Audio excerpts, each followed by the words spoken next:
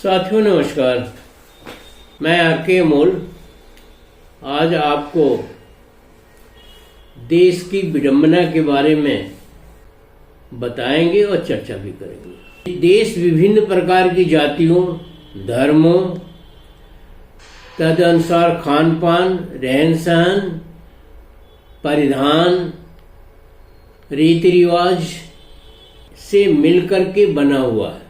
सब अलग अलग हैं, इसलिए इसको राष्ट्र नहीं कहेंगे। यह एक देश ही है। राष्ट्र के लिए आवश्यक है कि समानता व बंधुता आवश्यक है। अगर समानता व बंधुता नहीं है या सोच एक प्रकार की नहीं है तो उसे राष्ट्र नहीं कहा जा सकता।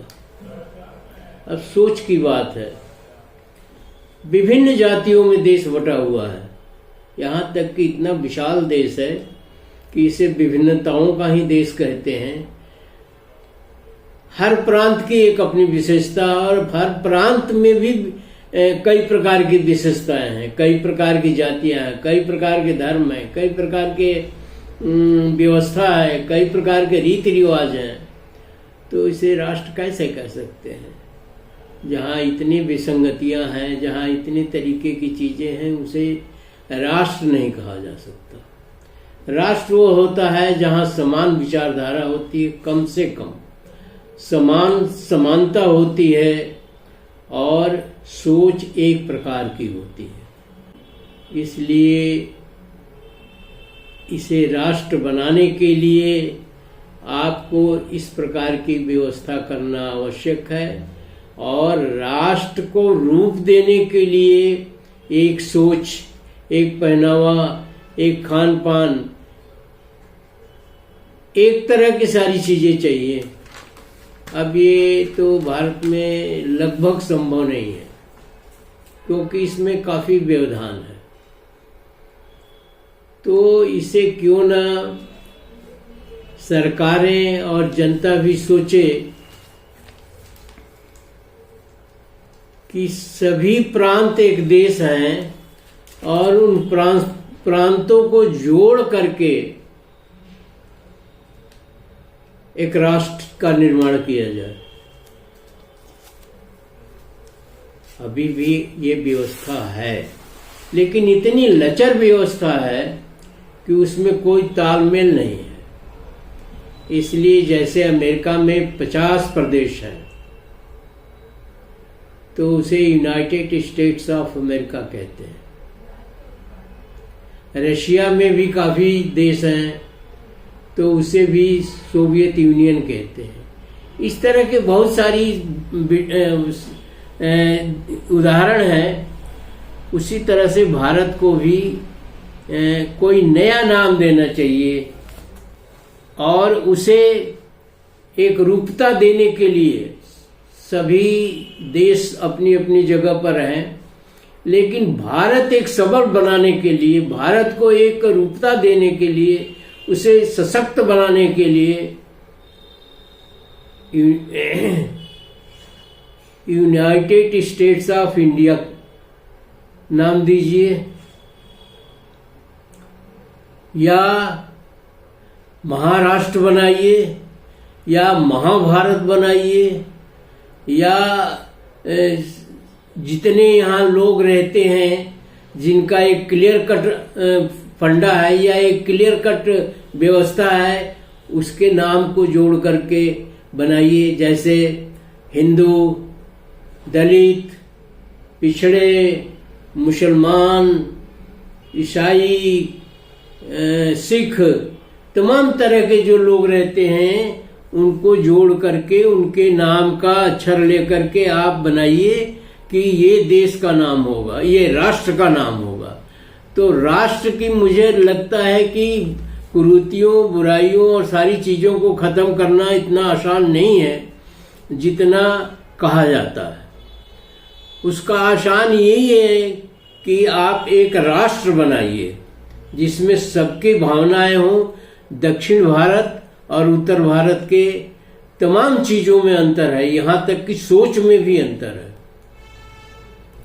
उत्तर भारत में पग पग पर कुरीतियां हैं, पग पग पर देवी देवता है, पग पग पर मतलब ये कुरीतियों और रीत रिवाजों और ढोंग पाखंड आडंबर का भंडार है।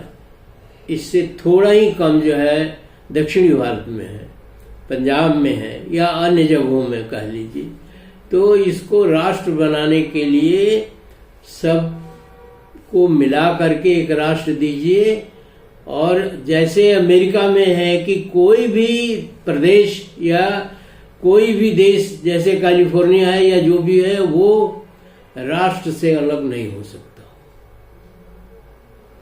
उसको राष्ट्र में ही रहना पड़ेगा। अपने यहाँ चाहे जो करे वो, लेकिन उसे राष्ट्र ही रहना पड़ेगा।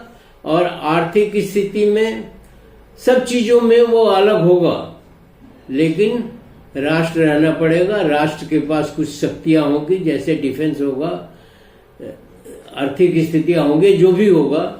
तो धीरे धीरे शायद ये कुरीतियां, ये अलगाववाद, ये तरह तरह की बातें जो हैं वो समाप्त हो जाए। और समाप्त करने में राष्ट्र की भूमिका होगी, न कि देश की भूमिका होगी। देश या प्रदेश कह लीजिए, प्रदेशों में उत्तर प्रदेश को ले लीजिए। उत्तर प्रदेश में तो इतने ढोंग पाखंड आडंबर है और इतनी अव्यवस्था है कि उत्तर प्रदेश अन्य प्रांतों से पिछड़ता जा रहा है। उत्तर प्रदेश का आदमी सोचता है हम तो जो है 5वीं शताब्दी में रहते हैं कि 16वीं शताब्दी में रहते हैं, पता नहीं। दक्षिण भारत के लोग हंसते हैं और कहते हैं ये यूपी का गुंडा है, तो ये यूपी का धर्मांध है, तो ये यूपी में ऐसा हो रहा है, तो वैसा हो रहा है। ये सारी चीजों को खत्म करने के लिए एक सर्वोच्च सत्ता होनी चाहिए, जिसे हम राष्ट्र की संज्ञा दे रहे हैं। तो राष्ट्र बनाने के बारे में लोगों के सुझाव, शिकायतें सरकार को भेजनी चाहिए, जनता को इसमें आगे आना चाहिए, इसमें करना चाहिए कि ये कुरीतियां हम नहीं मानेंगे। कोई आपको बाध्य नहीं करता है कुरीतियों को मानने के लिए, आप स्वेच्छा से करते हैं।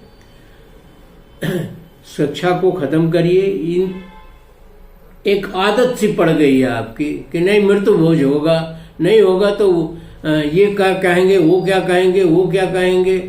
तो ये गांव में बहुत ज्यादा है, शहरों में कम है। शहरों में उस तरह का कोई मृत्यु भोज नहीं होता, कुछ होटल में खिला खुला दिया या कुछ घर पर ही कुछ हल्का फुल्का कार्यक्रम कर लिया। गांव में तो विशाल आयोजन होते हैं। तो ये मेरा कहना है, ये शिक्षा, कम शिक्षा या अनपढ़ मूर्ख और गंवारपन की बात हो जाती है। वीडियो को ध्यान से पढ़िए, कमेंट बॉक्स में हमको भी बताइए,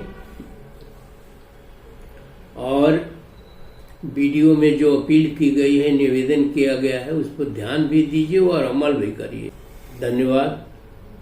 जय भीम, जय नेहरू, जय भारत।